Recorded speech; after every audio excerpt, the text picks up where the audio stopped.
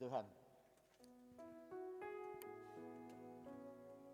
Kita akan belajar pada pagi ini tetap pada masalah paradigma. Tetapi saya begitu tertarik tentang paradigma Yusuf. Saya mendapatkan tema ini ketika saya jujur aja ketika sebuah keluarga pada hari Senin. Ya, pada hari Senin yang lalu itu berbicara tentang Yusuf. Kalau yang mengikuti sebuah keluarga, nah kemudian dalam penyampaian saya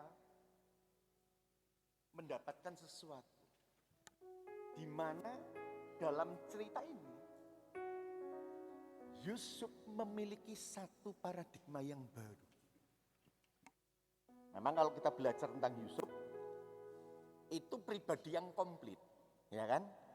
Yusuf itu pribadi yang komplit. Cerita tentang Yusuf itu pribadi yang komplit. Kalau tahun yang lalu tentang integritas, kita lihat integritas daripada Yusuf, betul ya? Nah, tentang paradigma pun kita melihat cara pikir Yusuf yang baru. Di dalam ketuhanan dia memiliki cara pikir yang baru. Dan cara pikir yang baru ini dibutuhkan untuk kita menghadapi masa yang sulit ini. Memang sekali lagi Omikron datang lagi. Ya, membuat kita jadi takut, aduh. Yang dagang, aduh, ya kan? Kemudian yang bergerak di traveling, aduh, ya kan?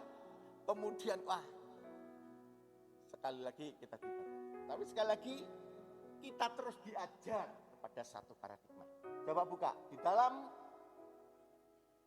Kejadian 45. Kejadian 45.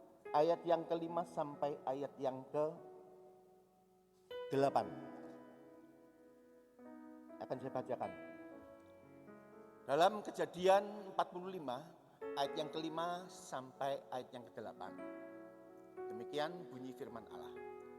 Tetapi sekarang, janganlah bersusah hati dan janganlah menyesali diri. Karena kamu menjual aku ke sini, sebab untuk memelihara kehidupanlah Allah menyuruh aku mendahului kamu.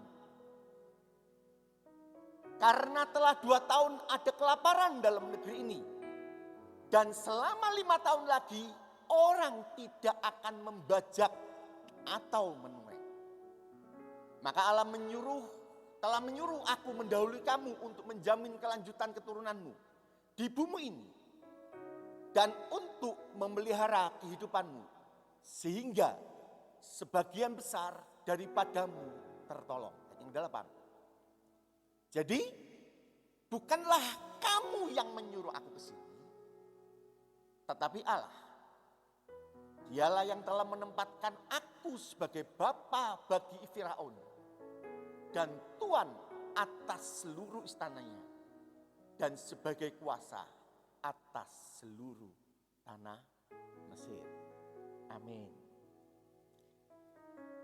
Saya begitu tertarik ketika melihat cara pikir daripada Yusuf ketika dia sudah jadi orang penting di Mesir. Ya. Cerita ini adalah cerita saat Yusuf sudah jadi orang penting. Tetapi ada sesuatu hal yang menarik dari cara pikir Yusuf. Kita tahu Yusuf memiliki proses yang panjang, ya kan? Masa-masa sulit dialami oleh Yusuf. Dalam Kejadian 37, Yusuf mendapat mimpi, ya kan? Bahkan mimpinya 2 kali. Malam mimpinya itu membuat gembronjal hati daripada saudara-saudaranya, ya kan? Bahkan bapaknya sendiri menegur kepada Yusuf. Mimpi apa kok Yusuf ini kok ngawur sekali. Sekali lagi, proses yang panjang dilewati oleh Yusuf.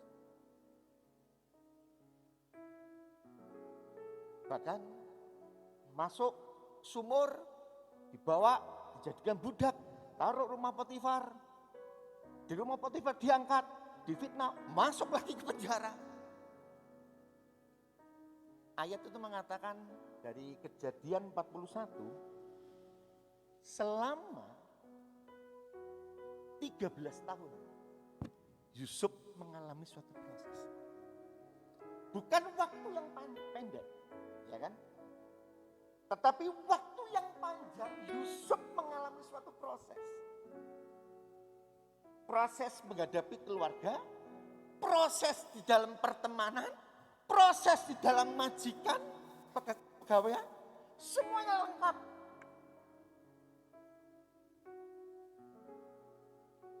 Tapi sekali lagi, Yusuf memiliki satu pola pemikiran yang baru, yang membuat sehingga dia bahkan pada dipakai Tuhan.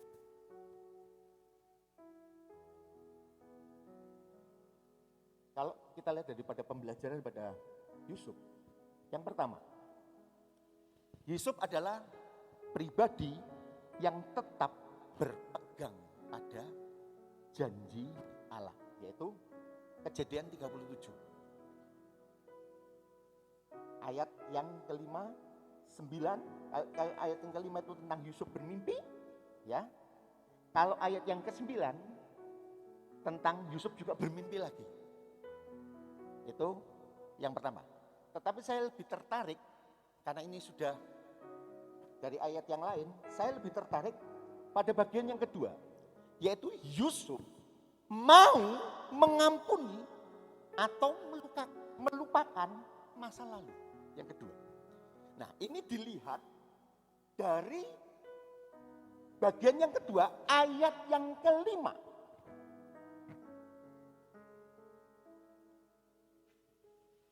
Dari Kejadian 45, ayat yang kelima. Tetapi sekarang, janganlah bersusah hati dan janganlah menyesali diri. Saya sangat tertarik ketika melihat kata yang pertama, yaitu tetapi sekarang. Mengapa Yusuf mengatakan tetapi sekarang? Ini merupakan suatu kata pembuka. Ya. Kata pembuka kenapa? Karena waktu itu saudara-saudara takut, nggak percaya. Apa benar ini Yusuf? Apakah Yusuf masih hidup? Apa benar? Nggak percaya. Tetapi Yusuf meyakinkan dengan perkataan yang pertama. Tetapi sekarang. Apa yang Yusuf katakan dengan pernyataannya? Yaitu dikatakan, jangan bersusah hati. Saya jujur aja hari ini senang melihat referensi dari bahasa asli. Makanya dalam HP saya ini saya taruh beberapa aplikasi yang salah satunya mungkin Pak Gembala tahu, Strong. Itu dari leksikon bahasa asli. Nah, saya melihat itu saya senang. Kenapa? Ketika saya belajar dari melihat, dari menggali kata-kata itu, saya mendapatkan sesuatu yang baru. Arti kata bersusah hati itu dipakai bahasa Ibrani asyab. Kalau kita pernah dengar asyab itu tulisannya itu A-Z-A-B. Itu yang seperti program apa? Indosiar, betul ya? Benar dengar ya? Apa? Program TV Indosiar, betul? ada film drama ya, betul ya? Itu cerita zaman dulu. Ya, karena saya pernah, oh ya ini saya ketika saya benar, kata asap ini saya pernah dengar.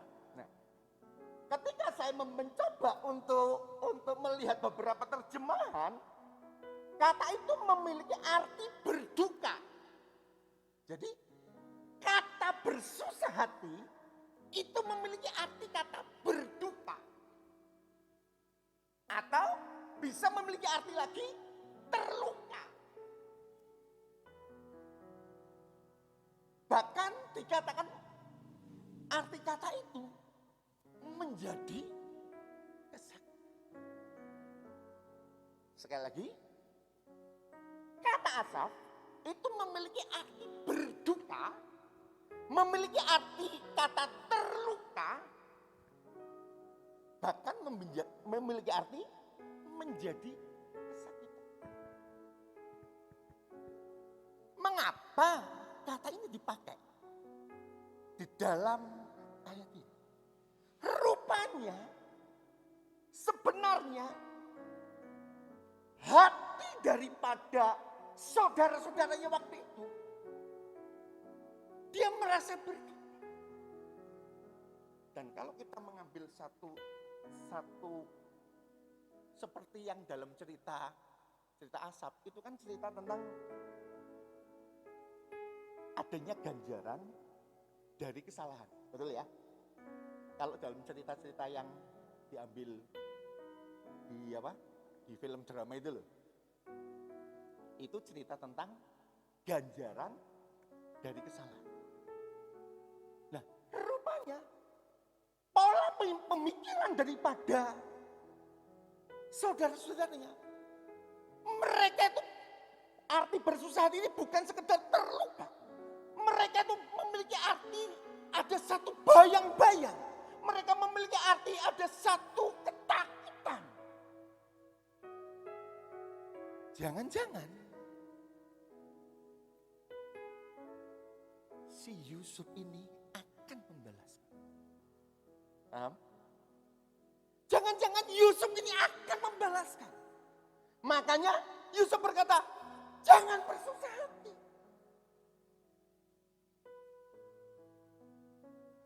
Memang seakan-akan ada kesempatan bagiku untuk membalas. Ya. Ada kesempatan bagi daripada Yusuf membalas. Yusuf juga manusia. Ya. Waktu proses pertama, mengapa Yusuf tidak langsung ketika memperkenalkan? Ketika saudara datang, oh saudaraku datang, ya. Tetapi Yusuf terlebih dahulu, dikatakan di situ, menaruh patung kepada salah seorang saudaranya kan? Seakan-akan Yusuf pada mulanya memang berat. Ada satu perjuangan hidup, ada satu peperangan batin dalam hatinya.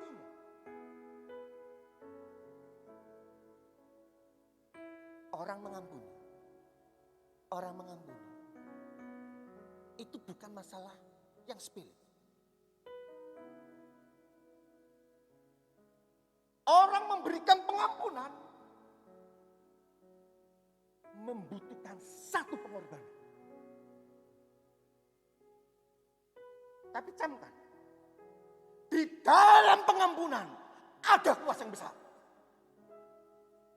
Jika kehidupan kita masih memendam, ada rasa sakit.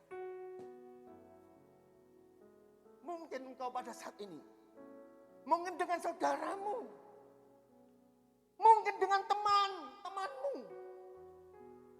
atau maaf, mungkin dengan bapak gembala atau teman gereja majelis, engkau memendam satu rasa kesakitan. Itu yang menjadi penghambatmu untuk engkau bertumbuh di dalam Tuhan.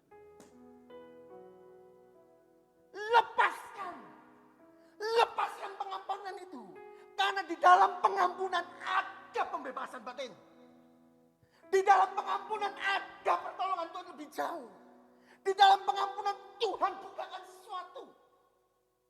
Mengapa? Kalau kita belajar, sekali lagi kalau kita belajar dalam perumpamaan 7 pengampunan, 70 kali 7, ya kan?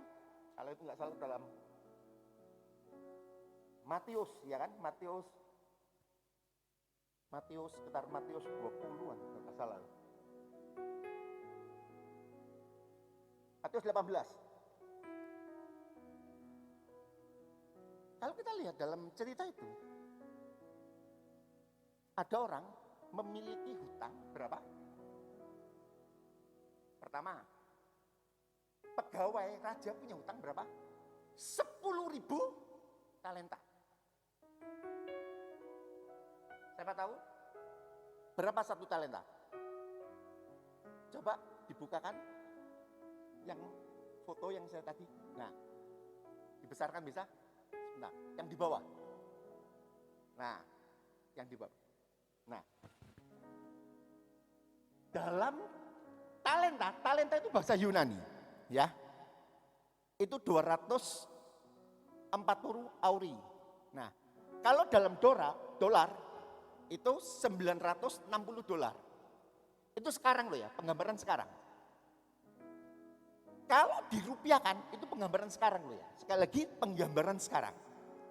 Dirupiahkan, itu 2.160.000. Ini saya lihat di ensiklopedi Alkitab.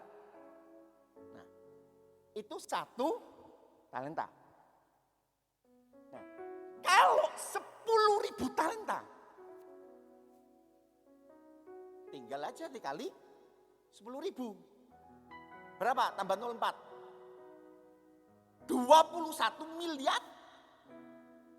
Betul? 600 juta. Gambaran sekarang. Orang punya hutang 21 miliar. Yang satunya, si hamba punya hamba lagi, iya kan? Punya hutang berapa? 100 dinar. Nah, dinar dalam, coba, dinar itu dalam bahasa Romawi sebenarnya. Nah, 1 dinar itu 1 denarius. Nah, itu yang apa? Yang keempat, 1 denarius itu dalam Matius 20, denarius itu diterjemahkan dinar. Dalam Matius 20, denarius itu diterjemahkan dinar. Nah, 1 dinar itu sekitar cuma 340 rupiah. Sekali lagi, diterjemahkan bahasa sekarang. Kalau bahasa Alkitab itu kan orang bekerja 1 dinar, itu zaman dulu mengalami satu perubahan nilai. Ya kan? Kalau dulu 1 dinar itu sangat berarti, sama saja waktu uang Indonesia 1 rupiah. 1 rupiah pada zaman tahun 70 bagi yang tahu. Saya masih ingat, kalau saya lahiran tahun 69. Saya SD tahun 75, 76, beli kerupuk 5 rupiah dapat 2. Betul? Uang 5 perak itu saya masih dapat kerupuk 2. Tahun itu, ya kan? Kalau sekarang, harga kerupuk berapa? 1 sudah 1.000 rupiah, betul? Mengalami satu bentuk perubahan.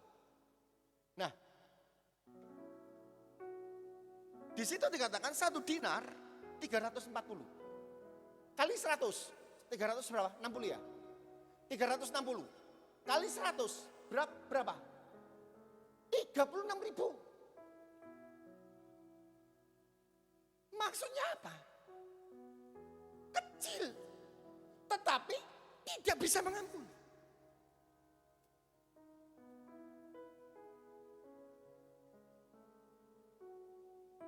Sekali lagi, pengampunan itu Dia yang terlebih dahulu telah mengampuni kita. Masa kita sebagai anak-anaknya untuk tidak bisa mengampuni? Makanya hukum daripada pengampunan itu wajib sebenarnya. Kalau kehidupan tidak mau mengampuni, engkau sedang membuat luka dalam hati.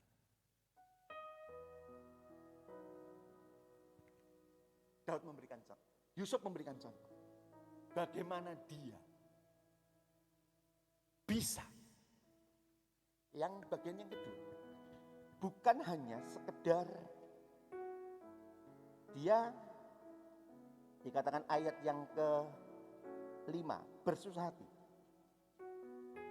Ayat lebih jauh dikatakan menyesali diri. Ayat yang ke-5, tetap tadi. Dikatakan demikian. Tetapi sekarang janganlah bersusah hati dan janganlah menyesali diri. Nah, saya juga ketika saya mencoba untuk melihat dari bahasa asli, arti kata menyesal itu dipakai kata hara, yaitu menjadi panas. Memiliki arti menjadi panas atau sangat marah. Jadi batinnya ini membakar. Membakarnya kenapa?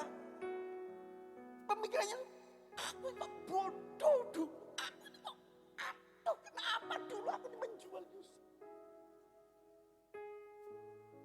Ada satu perasaan menyesali dirinya.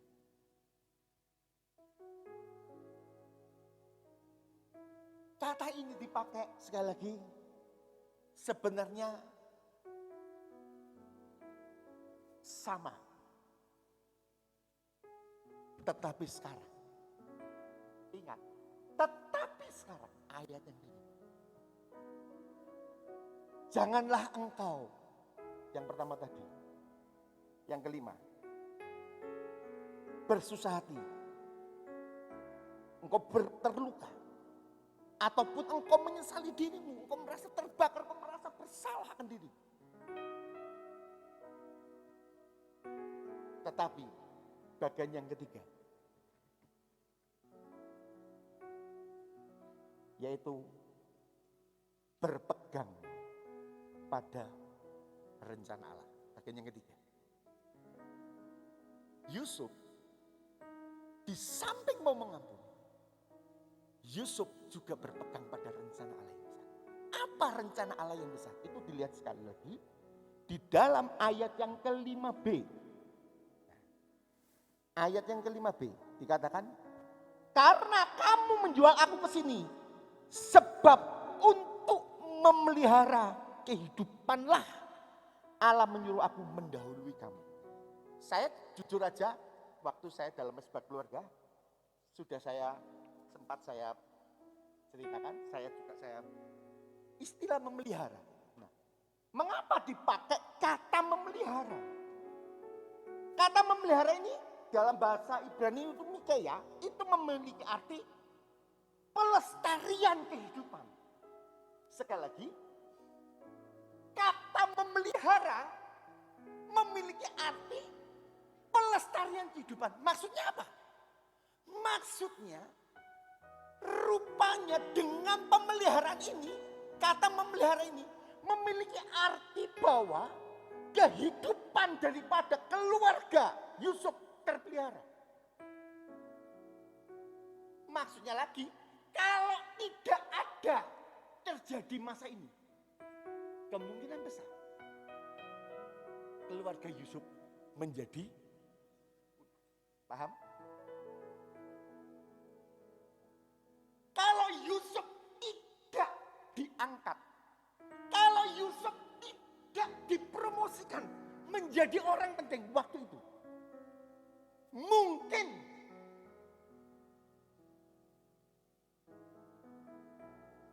keluarga daripada Yusuf akan Makanya di dalam ayat yang kelima itu diulang lagi. Ayat yang ketujuh kalau nggak salah. Ayat yang ketujuh. Dikatakan di sini. Maka Allah telah menyuruh aku mendahului kamu untuk menjamin kelanjutan keturunan. Rupanya memang maksud daripada itu semua untuk ada satu kelanjutan kehidupan. Ada satu rencana Allah yang besar. Makanya tidak gampang. Ketika masuk pada rencana ini tidak gampang. Ini dibutuhkan satu pemahaman yang luar biasa. Dan Yusuf dapat memahami itu. Dan ini menjadi satu pembelajaran buat kita. Pembelajaran apa? Ketika engkau menghadapi pada saat ini, yakinkah engkau sedang ada dalam rencana Allah yang besar? Meskipun COVID belum selesai. Sampai kapan? Gak tahu. Kalau dipikir tambah stres.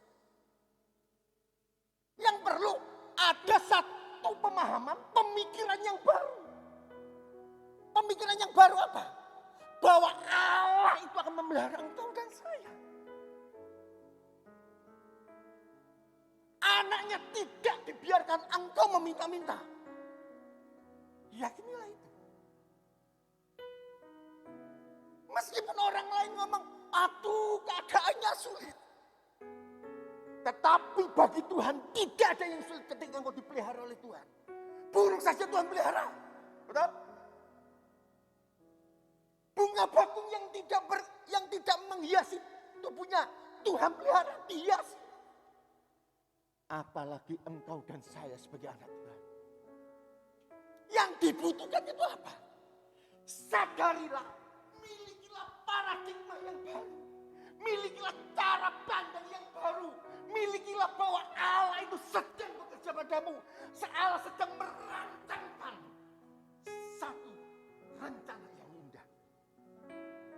Itu yang dibutuhkan. Makanya, coba dibuka ayat yang paling kita hafal. Yeremia 29. Coba, ini ayat sebagai penutup.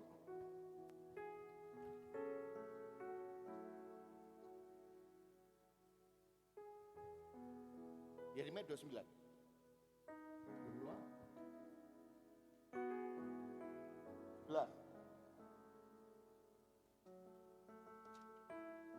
Nah, 11. Sebab aku ini mengetahui rancangan-rancangan yang ada padaku mengenai kamu. Jadi Tuhan itu ngerti rancangan yang ada dalam kehidupan kita. Demikian firman Tuhan, yaitu yang Tuhan inginkan apa? Rancangan damai sejahtera dan bukan rancangan kecelakaan. Coba diulang sekali lagi. Rancangan apa? Damai sejahtera dan bukan rancangan kecelakaan. Yaitu untuk memberikan kepadamu hari depan yang penuh harapan. Nah, ini bisa terjadi saat kapan? Ayat selanjutnya.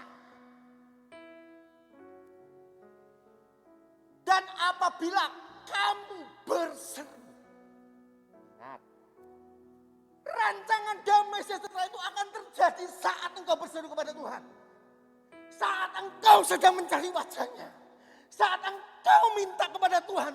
Tuhan tolong.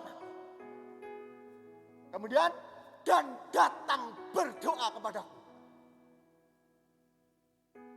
Maka aku akan mendengarkan.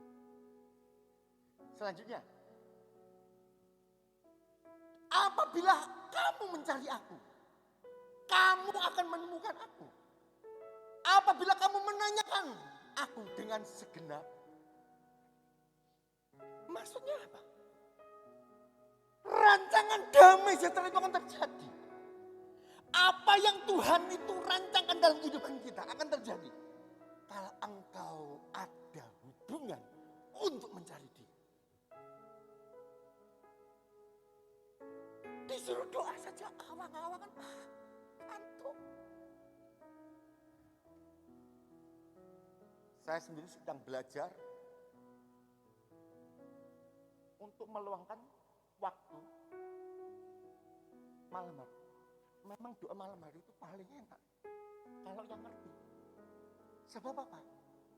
Rasanya tuh tenang. Kalau sudah doa, ini saya. Kalau sudah doa itu sudah mulai jam 6. Itu sudah rasanya gemerungsung. Aduh, wes.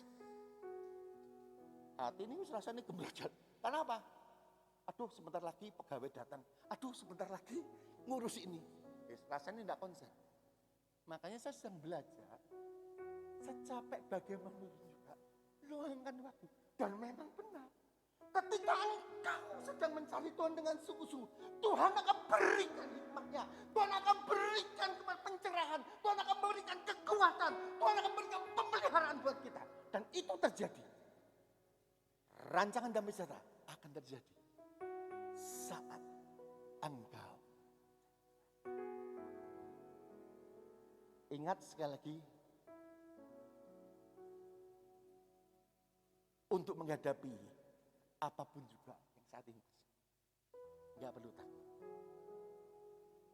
Yang Tuhan inginkan tentu paradigma yang benar. Contohlah paradigma daripada Yesus. Yang pertama yang pegang janji, yang kedua mau mengampuni, yang ketiga memandang pada rencana Allah. Oleh sebab itu, yakinilah engkau dan saya akan sanggup untuk melewati apapun juga yang di depan kita. Omikron, Delta, Beta, alah semacam-macam. Tidak ada yang berarti buat Tuhan Yesus. Amen. Sekali lagi, apapun juga keadaan depan kita, tidak akan berarti saat Tuhan memegang tangan kita. Yesus memegangku.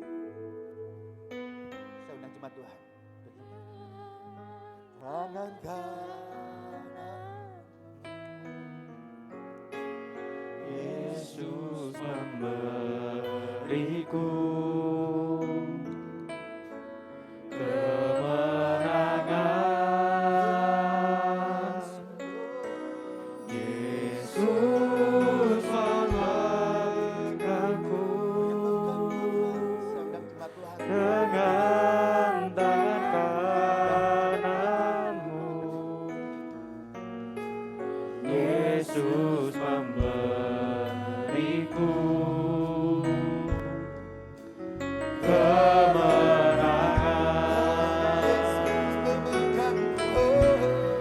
Yesus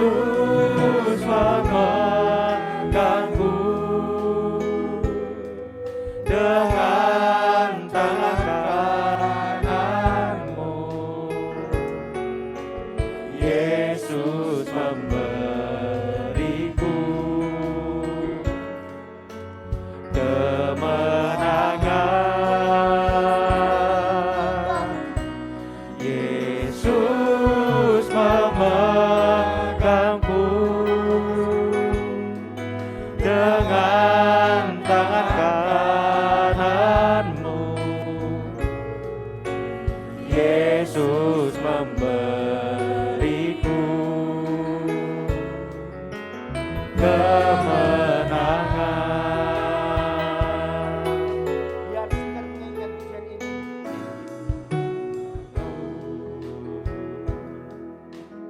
Mungkin di antara kita Sebab kau besertamu, ada yang merasa takut dan gentar. ku tidak bimbang. Engkau dan saya sedang Sebab takut dan gentar Engkau Allahku, menghadapi apa yang ada di depan kita. Engkau meneguhkanku, Tapi percayalah, bahkan Allah di dalam menolong. nama Yesus itulah yang akan memegang dan menekan. Kau batu Sebab karang, Dia adalah batu karang yang teguh. Yesus Tuhan. Yesus Tuhan. Oh, Yesus. Yesus memegangku Engkau yang memegangku dengan tangan kananmu. Engkau yang beri kekuatan Yesus memberiku kemenangan. Yesus memegangku dengan tangan kananmu. Yesus memberiku kemenangan.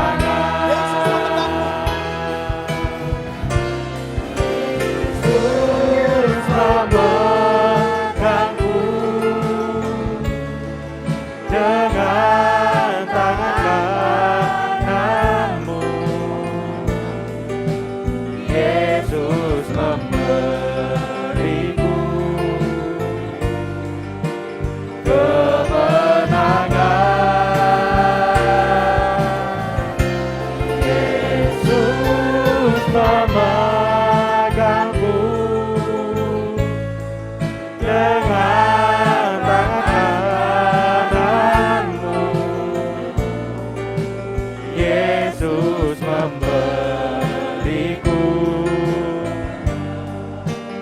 kemenangan.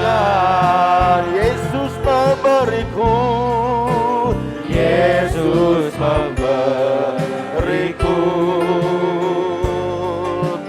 kemenangan. Katakan Yesus memberiku, Yesus memberiku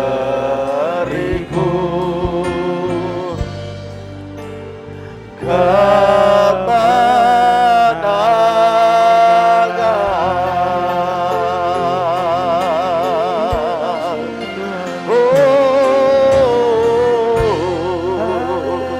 Haleluya, Yesus. Terpujilah nama Tuhan, terpujilah namamu Yesus. Haleluya. Terima kasih Tuhan, terima kasih Yesus. Terpujilah Engkau Bapa, terpujilah Engkau Yesus, terpujilah Engkau ya Roh Kudus. Haleluya, haleluya Yesus, haleluya.